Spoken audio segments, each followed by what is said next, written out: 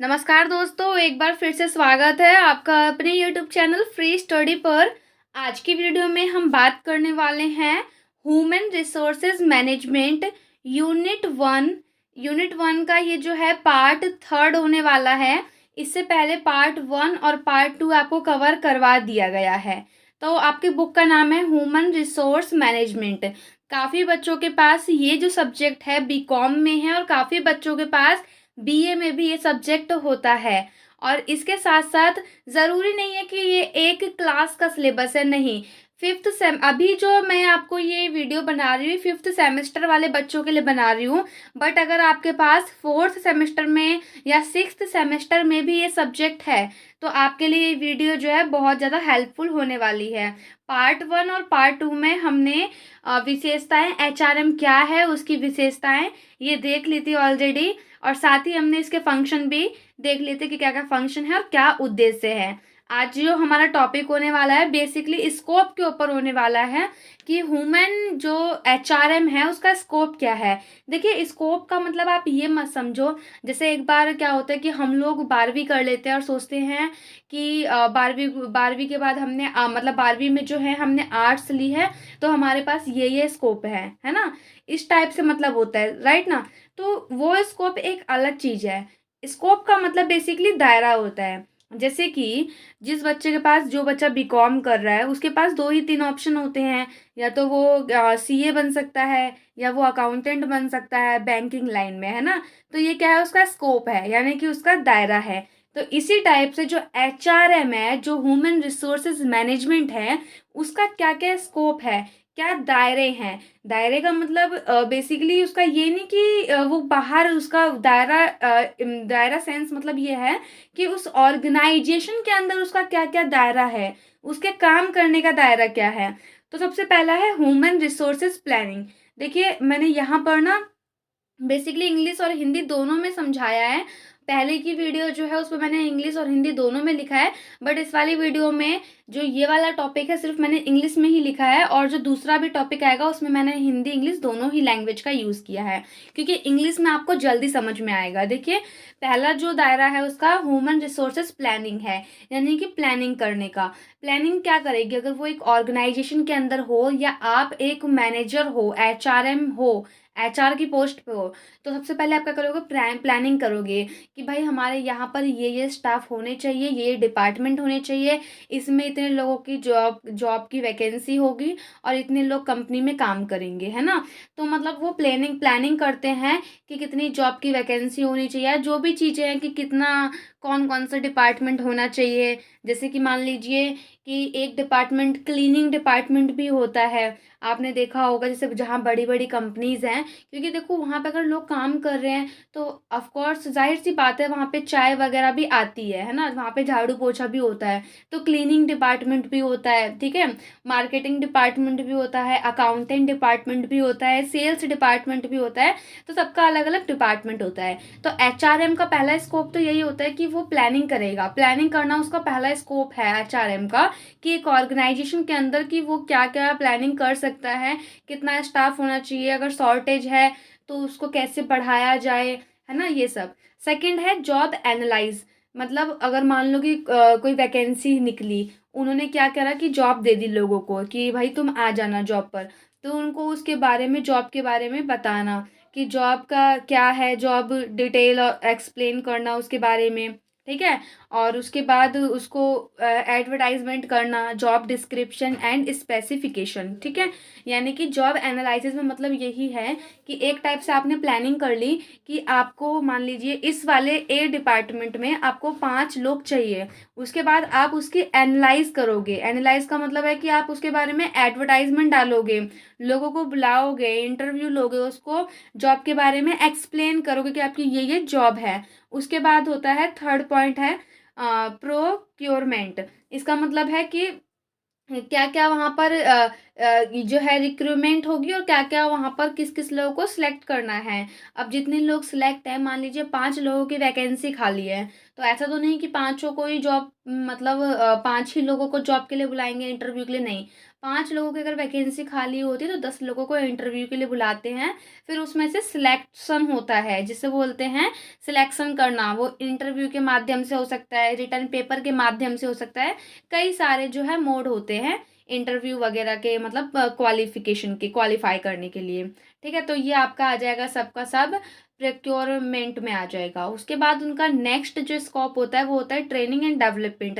यानी कि अब लोग आ भी गए, हायरिंग भी हो गई उन लोगों की, उनको ट्रेनिंग देना, उनको डेवलप करना, ताकि वो अपने गोल्स जो है वो अचीव कर सके, कंपनी को प्रॉफिट दे सके, साथ ही वो मन लगाकर काम कर सके, उन्हें एक अच्छा इन्वायरमेंट प्रोवाइड करना। बेसिकली ना, ये जो आप समझ रहे हो ना, सारी बातें वही हैं, उसको घुमा फिरा के ही लिखना है आपको। ठीक है, नेक्स्ट है परफॉर्मेंस। यानी कि उनका परफॉर्मेंस देखना कि कौन कितना अच्छा काम कर रहा है, किसकी सैलरी कितनी होनी चाहिए, किसका इंक्रीमेंट होना चाहिए, किसका नहीं होना चाहिए। इंक्रीमेंट के अलावा उनको हम क्या क्या और चीज़ें उनको दे सकते हैं as a gift, as a incentive, या जैसे कहीं पे देखा होगा पीएफ वगैरह कटता है ना, तो इस टाइप से परफॉर्मेंस उनकी देखी जाती है। उसके बिहाफ पर उनकी जो सैलरी इंक्रीमेंट वगैरह, ये इसका एचआरएम का स्कोप है। उसके बाद है रिवॉर्ड वगैरह, वही कंपनसेशन और रिवॉर्ड, कि ये अच्छा काम कर रहा है तो इनको इंसेंटिव, एज अ इंसेंटिव मिलना चाहिए, कुछ गिफ्ट मिलना चाहिए, कुछ बोनस मिलना चाहिए। या कंपनसेशन में आप ये भी लिख सकते हो कि एम्प्लॉय, मान लो किसी कोई एम्प्लॉय काम कर रहा है, उसकी शादी है, तो उसको जैसे शादी है तो जाहिर सी बात है कि वो भाई छुट्टी लेगा ही लेगा, तो उसके बदले में उसको कंपनसेशन कुछ मिलना चाहिए। ये नहीं है कि भाई उसकी लीव लग गई, उसको उसके बदले का पैसा मिलना चाहिए। मेडिकल, कोई बीमार है तो मेडिकल लीव फ्री देनी चाहिए। तो इस टाइप से कंपनसेशन और रिवॉर्ड के अंदर आप ये सब चीज़ें लिख सकते हो। ठीक है, मैंने हिंट दे दी आपको, एक्सप्लेन करके आप लिख सकते हैं। उसके बाद है उनका अगला स्कोप जो है वो है इंडस्ट्रियल रिलेशन। यानी कि लोगों के बीच में, जो वहाँ पे लोग काम कर रहे हैं उन सब के बीच में रिलेशनशिप, मतलब एक कायम रहे।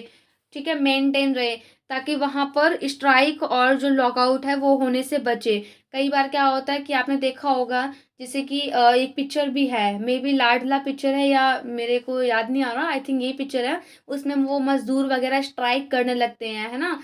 तो इस टाइप से वो एचआरएम जो है, वहाँ के जो जो नीचे लोग हैं, नीचे लोग मतलब सेंस ऑफ कि जो नीचे पोस्ट पे हैं और जो अपर पोस्ट पे हैं, उनके बीच में आपस में को रिलेशन होना चाहिए, मेंटेन रहे, ताकि वहाँ पर क्या हो कि स्ट्राइक वगैरह कोई भी ना हो। क्योंकि क्या होता है कि कभी कभार कि जो वहाँ पे मजदूर वगैरह काम करते हैं, तो उनकी सैलरी वगैरह टाइम पर नहीं मिलती, या कुछ भी ऐसा होता है तो वो लोग स्ट्राइक करने लगते हैं।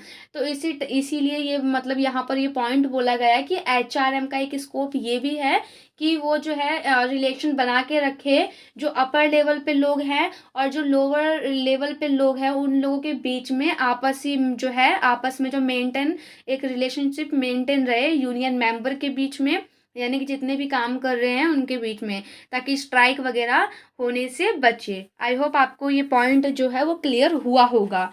अगला जो टॉपिक है हमारा वो है nature of human resource management. Nature का मतलब होता है प्रकृति, यानी कि जो एचआरएम है उसकी प्रकृति कैसी होनी चाहिए। देखिए, प्रकृति का, नेचर का मतलब ऐसे बेसिकली हिंदी जो मतलब है वो प्रकृति है। तो ये जो एचआरएम है, इसमें आप पहला पॉइंट आप लिखोगे यूनिवर्सल। यूनिवर्सल मतलब ये सबके लिए है, ईच एंड एवरी ऑर्गेनाइजेशन। ज़रूरी नहीं है कि भाई गवर्नमेंट, जो गवर्नमेंट ऑर्गेनाइजेशन है उसके लिए ही होगा, प्राइवेट के लिए नहीं है, नहीं। चाहे पब्लिक सेक्टर हो, चाहे पब्लिक कंपनी हो, चाहे प्राइवेट कंपनी हो, चाहे गवर्नमेंट की कंपनी हो, कोई भी कंपनी हो, एचआरएम जो है हर कंपनी में ज़रूरी है, हर ऑर्गेनाइजेशन में वो ज़रूरी है। तो ये जो है वो एक यूनिवर्सल चीज है। ठीक है, सेकंड है एक्शन ओरिएंटेड। एक्शन ओरिएंटेड का मतलब है कि एचआरएम जो है ना, उसका जो बेसिकली वर्क होता है, या एचआरएम जो है ना एक्शन ओरिएंटेड है। ये नहीं है कि उसका काम जो है कि नॉट ओनली रिकॉर्ड कीपिंग। इसका मतलब ये नहीं कि भाई उनका एचआरएम जो है भाई वो जो रिकॉर्ड है, जो दस्तावेज है उसको अलमारी में जो है संभाल संभाल कर रखे, नहीं। वो जो है ना, एक एक्शन ओरिएंटेड का मतलब है कि उन लोगों को देखना, काम करवाना उनसे। ठीक है, ये चीज़ है। उसके बाद है थर्ड है focus on people dimensions. Focus on people dimensions पे ये है, इसका मतलब ये है कि उसका जो फोकस होता है, एचआरएम का जो फोकस होता है वो सभी लोगों पर होता है, सभी लोगों के बिहेवियर पर होता है, उनको किस चीज़ की नीड है, उनको एक अच्छा इन्वायरमेंट मिले, सभी एम्प्लॉय में आपसी में आपस जो है आपस में कोऑर्डिनेशन जो है वो बना रहे, सभी को ट्रेनिंग प्रॉपर तरीके से मिले। तो उनका जो फोकस है वो सभी पर, सभी मतलब सभी लोगों पर बराबर होता है, ठीक है। Focus on people dimensions. उसके बाद है ग्रुप ओरिएंटेड। ग्रुप ओरिएंटेड का मतलब ये है कि जो एचआरएम है वो एक सिंगल लोगों के लिए तो काम करता ही करता है, यानी कि उनका जैसे मान लो आप एम्प्लॉय हो, तो एक जो एचआर है कंपनी का, उसका आपसे तो कोऑर्डिनेशन रहेगा ही रहेगा। साथ ही आप जिस डिपार्टमेंट में हो, लाइक आप कॉलिंग का काम कर रहे हो, आप सेल्स का काम कर रहे हो, तो आप कौन से डिपार्टमेंट में आए, सेल्स डिपार्टमेंट में आए, तो उसका जो रिलेशन है वो दोनों के साथ रहेगा। इसका मतलब होता है ग्रुप ओरिएंटेड, जो कि मैंने आपको पहले भी समझाया है। जैसे कि मान लीजिए ये एचआर है और ये आप हो, और आप एक टीम, आपकी टीम में बहुत सारे लोग हैं, बहुत सारे लोग काम कर रहे हो, ठीक है। ये जो आपका टीम है इसको बोल दिया सेल्स डिपार्टमेंट। तो एचआर का जो है ना कोऑर्डिनेशन या जो भी बोले रिलेशन आपके संग तो पर्सनली रहेगा ही रहेगा, साथ ही ग्रुप के साथ भी रहेगा। यानी कि एचआरएम का जो नेचर है, जो प्रकृति है उनकी, वो एक ग्रुप ओरिएंटेड होती है, एक्शन ओरिएंटेड है, और पर्सनली ओरिएंटेड भी आप इंडिविजुअल ओरिएंटेड भी लिख सकते हो। साथ ही ये ऑन गोइंग प्रोसेस है। ऑन गोइंग प्रोसेस मतलब ये है कि ऐसा नहीं कि रुक जाए कि भाई तुम्हारा एचआर का काम आज खत्म हो गया तो आज इसको जॉब से निकाल दो, या 2 3 दिन के लिए इसका काम है, बाकी टाइम इनको फ्री की सैलरी। नहीं, इनका जो प्रोसेस है ऑन गोइंग प्रोसेस इनका रहता है, क्योंकि कंपनी में आपको पता है कि हर दिन कुछ ना तो कुछ नया होता है। कभी सैलरी बन रही है, कभी किसी को कोई पर्सनली प्रॉब्लम है तो उससे शेयर करो, या ऑर्गेनाइजेशन की प्रॉब्लम को सॉल्व करता है वो। इसके अलावा वो सबको क्या कहते हैं सलाह देता है, सबको ट्रेनिंग देना, डेवलपमेंट सबका करवाना। वो तो मतलब बहुत सारे काम होते हैं एचआर के पास भी, इसीलिए जो एचआरएम जो है वो ऑन गोइंग प्रोसेस है, एक चलने वाली प्रक्रिया है। ऐसा नहीं है कि भाई आपने कंपनी खोल ली, एचआर को एक बार बुला लिया, उसने सारा चीज़ प्लानिंग कर दी, सारे एम्प्लॉय आ गए, सब कुछ हो गया, अब एचआर को निकाल दो। नहीं, ये एक ऑन गोइंग प्रोसेस है। उसके बाद है एचआरएम इन्वॉल्व्स मैनेजमेंट फंक्शन। यानी कि एचआरएम जो है वो मैनेजमेंट फंक्शन, यानी कि वो मैनेजमेंट फंक्शन भी देखता है। जैसे कि एक मैनेजर होता है, एक मैनेजर जो है वो सेल्स डिपार्टमेंट को मैनेज करता है, या एक आपने सुना होगा कि मैनेजर होता है उसके ऊपर टीएल वगैरह भी सुना होगा। तो बेसिकली देखो होता क्या है, जैसे मान लीजिए कि बहुत सारे लोग यहाँ पे काम कर रहे हैं, जैसे ABCDEF ये सब लोग हैं, ये एक उसमें है डिपार्टमेंट में। इस डिपार्टमेंट का हेड कौन होता है, टीएल यानी कि टीम लीडर। ये मान लो एक्स है। अब इसका जो मैनेजर होगा तो वो कौन होगा, मैनेजर। अब मैनेजर का भी मैनेजर, एचआर तो जो है वो सबका ही मैनेजर है, वो तो सबके लिए ही है, इसके लिए भी है, इसके लिए भी है, इनके लिए भी है, इन पर्सनल के लिए भी है, ठीक है। तो बेसिकली यहाँ पे बोला गया है कि एचआरएम जो है ना वो सारे ही सब में इन्वॉल्व रहता है, जितने भी मैनेजमेंट के फंक्शन हैं। क्योंकि भाई जो मैनेजर है वो टीएल से ही पूछेगा कि भाई ये कैसा काम कर रहा है, ये कैसा काम कर रहा है। अब टीएल जो है वो उनको देखता है तो वो बताएगा। तो इसीलिए बोला गया है कि एचआर जो है ना सभी मैनेजमेंट फंक्शन में इन्वॉल्व रहता है, वो मैनेजर के साथ भी, उसको हर एक के बारे में पता है कि कौन कैसा काम कर रहा है, क्योंकि वो डायरेक्ट मैनेजर के साथ भी कोऑर्डिनेट कर रहा है, डायरेक्ट टीएल के साथ भी कोऑर्डिनेट कर रहा है, डायरेक्ट जो है जो एम्प्लॉय हैं इंडिविजुअल लेवल पर उनके साथ भी कोऑर्डिनेट कर रहा है। उनको पता है कि उनकी ग्रोथ कितनी हो रही है, कौन कितनी कंपनी में सेल दे रहा है, कौन कितना वर्किंग है, कौन कितना काम कर रहा है, कौन कितना मन से काम कर रहा है ना। तो वही चीज़ है कि एचआरएम जो है ना एक कंपनी का जो ह्यूमन रिसोर्सेज मैनेजमेंट है, जो एचआर होता है वो सारे ही मैनेजमेंट फंक्शन में इन्वॉल्व रहता है। चाहे वो मैनेजर का मैनेजमेंट हो, चाहे वो टीएल का मैनेजमेंट हो, चाहे वो इंडिविजुअल लेवल पे हो।